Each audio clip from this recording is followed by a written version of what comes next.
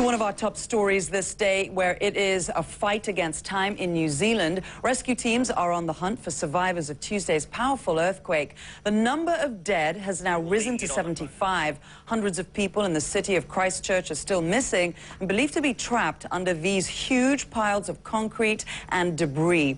It's been more than 24 hours since the quake, and Christchurch is still being hit with so many aftershocks. The U.S. Geological Survey says that it's all part of the aftershock sequence of last September's earthquake. Let's get an idea of what it's actually like on the ground there right now. Our colleague Anna Corrin joins me.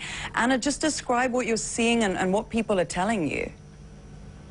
Yeah, Zane, you were talking about aftershocks. We've experienced several, actually, in the last hour, and they have been happening all throughout the day. It's certainly keeping this city on edge. We're just a few blocks from the city centre, and that's where you have seen those pictures of just mass devastation. Police have cordoned off the area. We can't actually get in due to safety reasons. They believe many of the buildings are due to collapse, and also the search and rescue operation, which is underway. As you mentioned, the death toll at the moment stands at 75. 300 are missing. But Zane, we learnt in the last couple of hours some quite distressing news. Police believe that 100 people were inside the CTV building, one of the worst affected buildings, and they say there have been no signs of life, and they have actually called off the search. So it is now believed that more than 100 people inside that CTV building are now dead.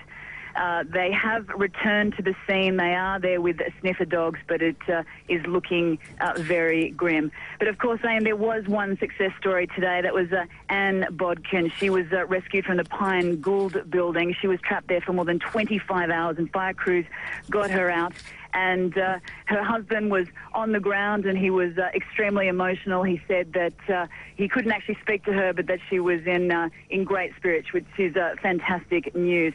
There are reports of other rescues, and you know, people here who are spending hours and hours just trying so desperately to find anybody who is alive. They say that those rescues have really lifted their spirits and given them hope. But obviously, Zane, as the hours pass by, it's not looking good. Anna Corrin reporting to us from the scene and giving us a sense of the situation and the reality there right now in Christchurch. Thank you. Here are some of the stories we are talking about right now. Lindsay Lohan